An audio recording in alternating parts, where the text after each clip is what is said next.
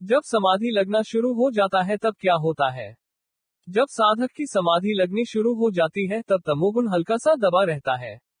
रजोगुण की चित्त में स्थित वृत्तियों को चलायमान बनाने की क्रिया कमजोर पड़ने लगती है। सत्वगुण प्रधान होकर चित्त को एकाग्र करने और वस्तु को वास्तविक स्वरूप को दिखाने में समर्थ होने लगता है। सविकल्प समाधि के समय चित्त में तमोगुण पूरी तरह से दबा रहता है। सत्वगुण रजोगुण को पूरी तरह से दबा देता है तथा सत्वगुण चित्त पर पूरा अधिकार कर लेता है। इससे सत्वगुण का चित्त पर प्रकाश फैल जाता है। चित्त वस्तु से तदाकार होकर उसका यथार्थ रूप दिखलाने में सामर्थ्यवान हो जाता है। सूक्ष्म शरीर में एकाग्र वृत्ति बनी रहती है। शुद्ध ज्ञान की अवस्था में तमोगुण सिर्फ नामात्र का रहता है। चित्त से तमोगुण व रजोगुण का आवरण हट जाता है। सत्वगुण चित्त पर पूरी तरह से अधिकार कर लेता है, जिससे चित्त पर प्रकाश फैल जाता है। रजोगुण केवल इतनी मात्रा में रहता है कि वह आत्मा और चित्त को भिन्न भिन्न दिखलाने की क्रिया कर सके। निर्बीज समाधि के समय चित्त में तीनों गुणों का बाह्य परिणाम होना बंद हो जाता है। तीनों गुणों के परिणाम के अभाव में आत्मा और चित्त के भिन्नता का ज्ञान कराने वाली वृत्ति भी रुक जाती है। इससे चित्त चैतन्य स्वरूप आत्मा में अवस्थित हो जाता है।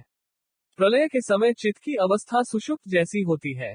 प्रलय का यह अर्थ नहीं कि जीव को मुक्ति मिल गई है, क्योंकि जीव के चित्त पर जब तक कर्माशय रहेंगे उसे भोग करना ही होगा, अर्थात जन्म लेना अनिवार्य है। प्रलय के समय चित्त प्रकृति में विलीन हो जाता है। चित्त के अंदर कर्माशय बीज रूप में बने रहते हैं। चित्त जब प्रकृति में विलीन होता है तब जीव सुषुप्त जैसी अवस्था में होता है। सृष्टि के समय जीव को फिर अपने कर्माशयों का भोग करने के लिए स्थूल संसार में आना पड़ता है। बस यही क्रम अनादिकाल से चला आ रहा है। जब ध्यानावस्था में साधक की कुंडलिनी जागृत होती है तब उसे हल्के नीले रंग की स्वप्रकाशित आकाश में बिजली सी चमकती हुई दिखाई देती है। यह जो हल्के नीले रंग का स्वप्रकाशित सा आकाश दिखाई देता है, जिसमें सूर्य, चंद्रमा, नक्षत्र आदि नहीं होते हैं, यह नीला आकाश चित्त ही है। चित्त ही हल्के नीले रंग का स्वप्रकाशित सा दिखाई देता है। साधक अपने अभ्यास को जैसे जैसे बढ़ाता है, वैसे वैसे सत्वगुण की अधिकता बढ़ती है, चित्त की भी निर्मलता बढ़ती है।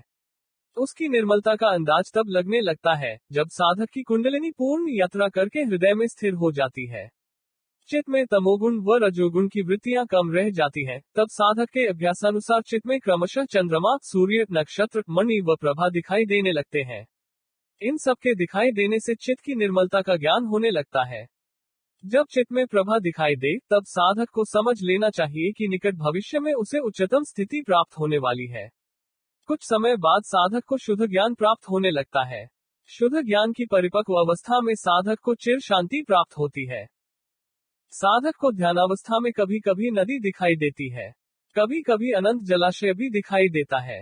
साधक ध्यानावस्था में कभी कभी नदी अथवा जलाशय के पानी के ऊपर चलता है, तैरता है, डुबकी लगाता है, स्नान करता है आदि। यह नदी या जलाशय स्वयं साधक का चित्त ही है। पानी कर्माशय रूप में वृत्तियां है। जब नदी या जलाशय का पानी गंदा दिखाई दे तब समझ लेना चाहिए उसके चित्त के ऊपरी सतह पर तमोगुणी कर्माशयों की बहुत अधिकता है। यदि पानी स्वच्छ दिखे तब इसका यह अर्थ नहीं है कि उसके चित्त में तमोगुणी वृत्तियां नहीं है, बल्कि चित्त में सत्वगुणी वृत्तियां बढ़ने के कारण पानी स्वच्छ दिखाई देता है। इस पानी में कभी कभी मगरमच्छ अथवा मछलियां भी दिखाई दे सकती हैं। मगरमच्छ तृष्णा, लोभ, मोह आदि का प्रतीक है, मछली किसी बड़ी इच्छा का प्रतीक है। पानी में मछली ज्यादातर उच्चावस्था में दिखाई पड़ सकती है।